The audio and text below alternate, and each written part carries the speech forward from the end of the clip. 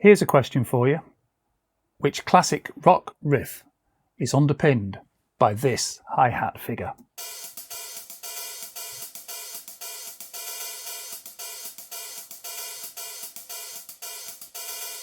The answer coming up. We'll get back to that classic rock riff later in the video. But in the meantime, I want to talk about the importance of this album in me learning to program drums. Back when I was with After Dark, we used to do Can't Get Enough by Bad Company as one of the songs in the set.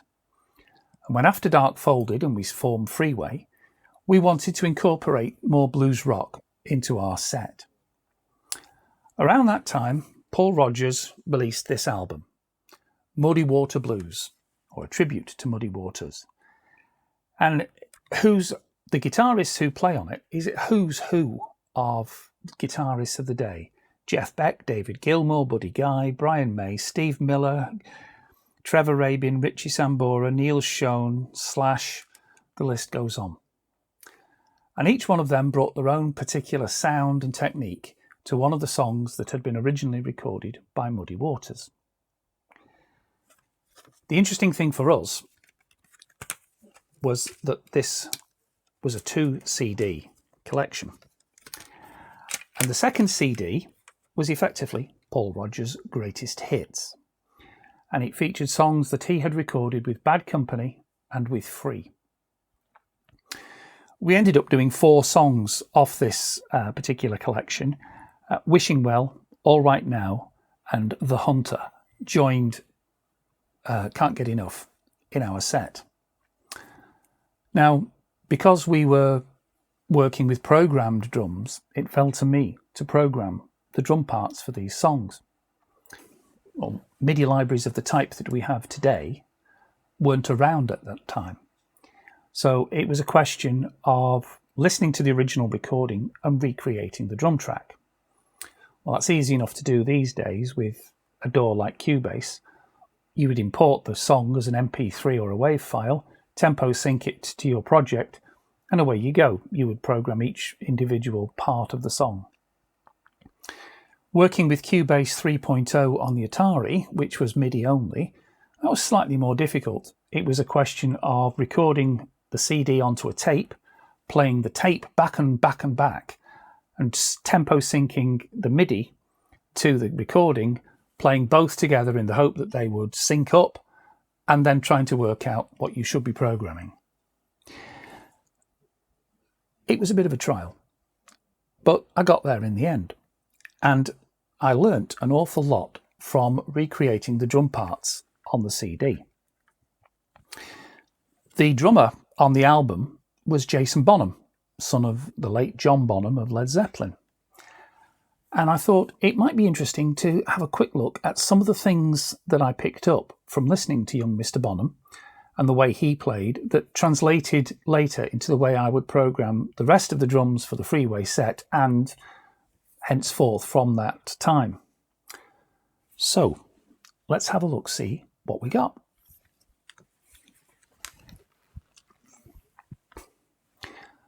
Okay, we're going to start with the second chorus of All Right Now, where it goes into the solo section.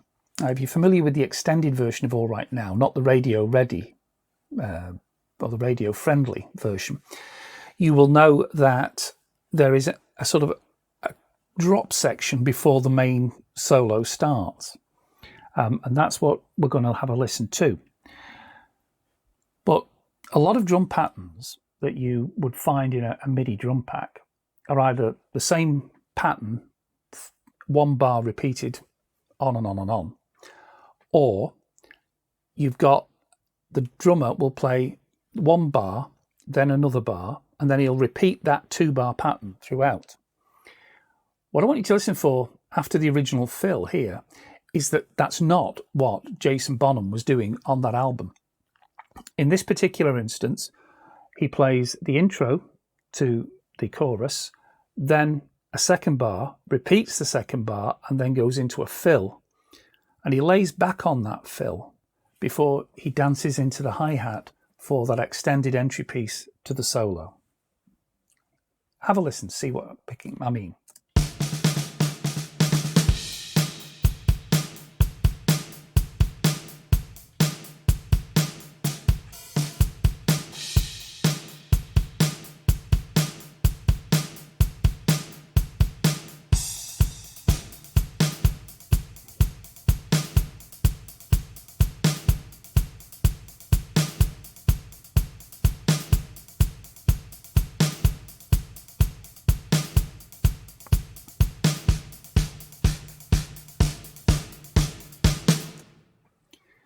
So I'm not going to stop and repeat these. If you want to listen to that again, wind the video back, because there's a few examples to get through.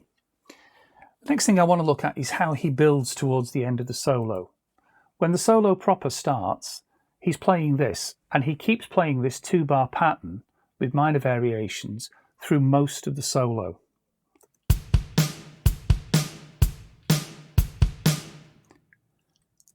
But when he gets to the end, he starts to build it up. If you're familiar with the solo on All Right Now, this is where Paul Kossoff is really playing the high notes and sustaining them and bending them. And this is how, underpinning that, the original drummer and now Jason Bonham were building the attention and excitement of the solo till it built up to that final crash before they drop back into the riff.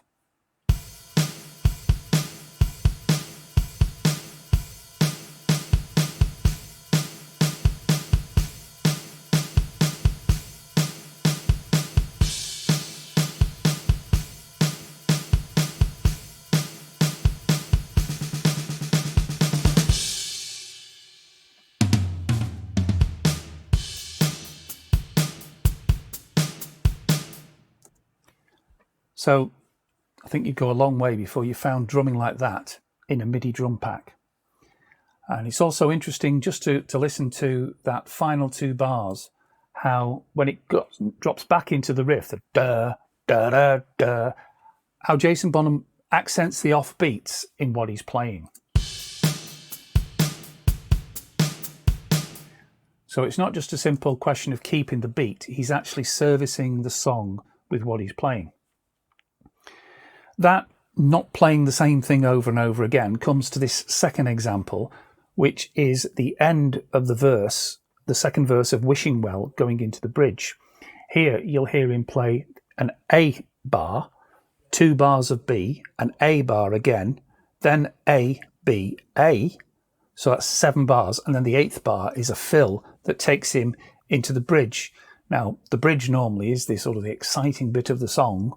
In this case, he lays back into a half-time feel, knowing that there's going to be a guitar solo which is going to come in at the end of this section, which is the Love in a Peaceful World section, if you know the song. Here we go. This is what I mean.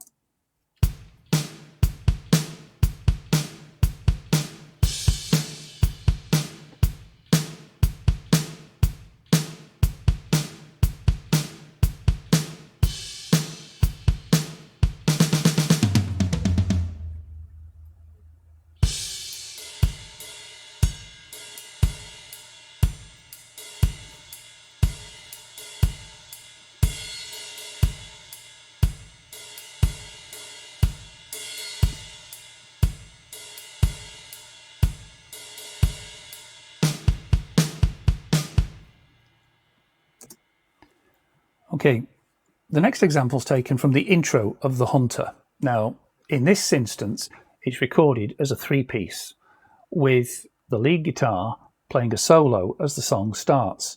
So listen to how he's using the crash cymbal to push on the 3 and 4 of each bar to drive the music along to make up for the fact that they haven't got 2 rhythm guitars going. You might have 1 rhythm guitar and the lead guitar, or you've just got the lead guitar on its own with only the bass underpinning it.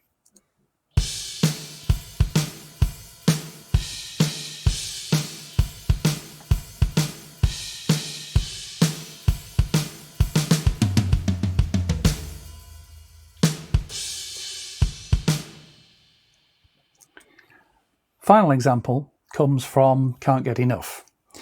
And here we're listening to the end of verse 2, and then going into the solo. And listen, as you'll see it on screen where the split is here at bar 80. Listen to how there's a difference in the energy between what he's playing in the verse whilst the singer's singing, and then when the guitar comes in and there's a drop in the energy as one of the rhythm guitars drops out, he's building that energy back in underneath it to add excitement to the beginning of the solo.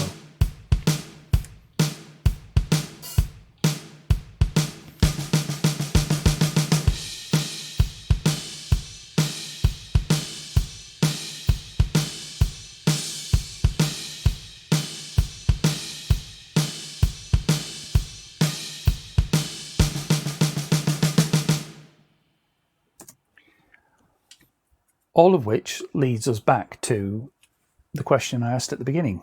Did you recognise the hi-hat pattern? Now, I have to confess, I have listened to this song hundreds of times. And it wasn't until I came to program it for the band that I actually recognised what it was that was being played under the classic riff. This is the hi-hat part.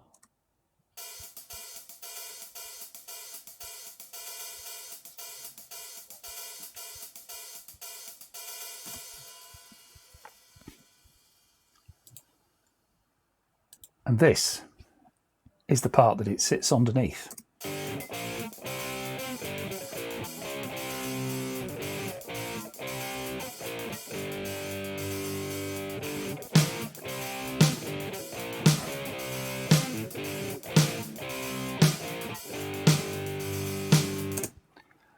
The bane of 1,000 guitar shops, Smoke on the Water.